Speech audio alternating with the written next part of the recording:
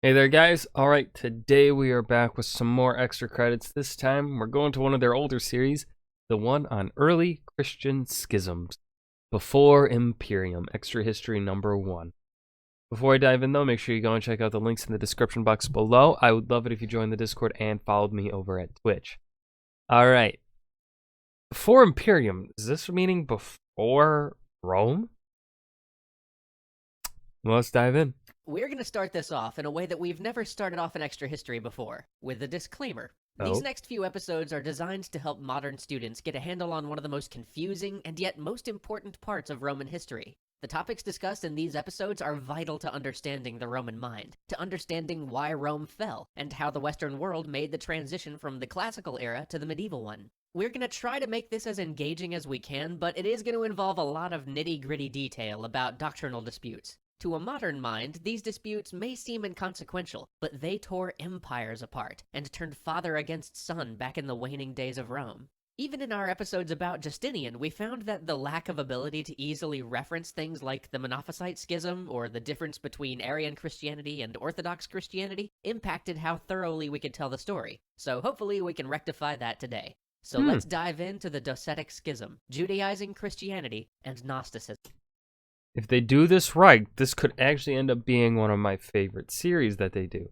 Because even though, as I've said in previous videos, I am not a religious scholar, I tend to avoid, when I was writing essays in college to get my history degree, I typically did what I could to avoid discussing religion in any sort of depth, because it just was not something I was interested in.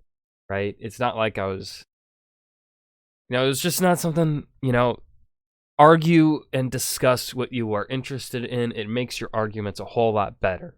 So I avoided religion because it's just not my forte. But if they do this right, going into these in-depth discussions, this could become one of my favorite series from them. Because that's the shit I love. That's why you become a historian, right? It's for those in-depth kind of discussions on such minute things that were extremely important for people back then, but are not at all today, right? Like, if I were to talk about the relationship between a king and his vassal in Anglo-Saxon England before the 900s, or really, well, we'll just make it easier, 1066, the relationship was one of the king rewards loyalty. Like, loyalty was something held to such an immense standard for the Anglo-Saxons, to an extent that is not seen in the really much else elsewhere in the medieval period, in the broad medieval period, if we say 500 to 1500 as the medieval period. The 1,000 years was a bit too long. So, yeah, like, it's cool. That shit is cool. Before we can discuss the struggles that changed empires, we have to discuss the struggles that determined what form of Christianity the Empire of Rome would come to accept. And for that, our story begins on the baked plains of Asia Minor. It's difficult sometimes for us in the present day to think of Christianity as something not yet solidified. It's hard to imagine it without the New Testament. It's harder still to think of it not as a religion of its own, but rather an offshoot of Judaism. And yet out here on the plains of Asia Minor in the 1st and 2nd century CE, that's the issue that many early Christians wrestled with. I mean, were they still Jewish? Could only Jews be Christians? Did Christ overthrow the Mosaic Law, or was he simply a continuation of it? And on the answer to this question hangs everything. Why? Circumcision. I know, it's funny, but the fate of Western society really did hang on circumcision. Because, you see, the Judaizing Christians, the Christians who wanted to follow the Mosaic laws strictly, wanted everybody to be circumcised. And in an age before anesthetic, when you're asking grown men to have their foreskin cut off as the entry fee for joining your religion, you're just not gonna get as many takers. Yep. This is why Paul rails against circumcision in the book of Galatians. He, like many of those we now consider church fathers, knew that for the religion to really grow, for it to really be a force force, they would have to convert the Gentiles, the people of the Roman Empire. And the only way to do that was to abandon some of the Jewish practices those people would find the hardest to accept.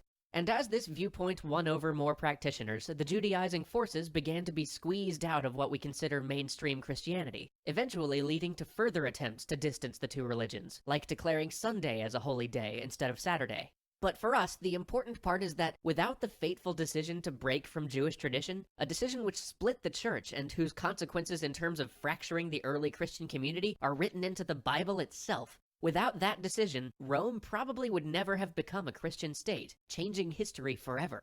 But even as the Judaizing forces were waning, there was another question that tore early Christian society in two. This question was on the nature of Christ. Was he a man? Was he a spirit? What was his relationship to God? And this would turn into one of those knock-down, drag-out questions, with bishops calling other Christians antichrists and worse than pagans because of their views on it. In fact, this question is going to come up over and over and over again in this series, because this question, which eventually morphs into questions about the Trinity, sits at the root of so many conflicts in the Church. But let's start here, in the early 2nd century, still in the plains of Asia Minor. A bishop called Ignatius is arrested. He's going to be taken to Rome, sentenced to die in the Colosseum for his faith. But along the road to Rome, he writes to his followers, time and again, with a warning. Not a warning against the Romans. He seems almost eager to meet his fate. No, a warning against other Christians. Christians who do not see Christ the way he does. Christians that inhabit his very city, Antioch. Docetists. Docetists believed that Christ was a being of pure spirit, that he didn't actually exist in human form, that he only seemed to us to exist. For, after all, didn't it denigrate the Christ to claim that he'd ever been part of our sinful race? But that sat very, very poorly with some other Christians. If you've ever wondered why John in the epistles continuously talks about the importance of believing in Christ, quote, in the flesh, if you've wondered why that phrase comes up over and over again, it's actually a dig at these guys. That's what I'm talking about. That's the shit I love. Them in-depth analyzing the text and be like, all right, why the fuck is this line referenced, said so much in the Bible? Why is that there? And then you're like, and then you look at this, these guys, they don't fucking exist anymore. Well, I actually don't know that for sure. I'm going to just say, if they do exist, they're extremely small minority religion, right? No one even, like, this is my first time ever hearing of them.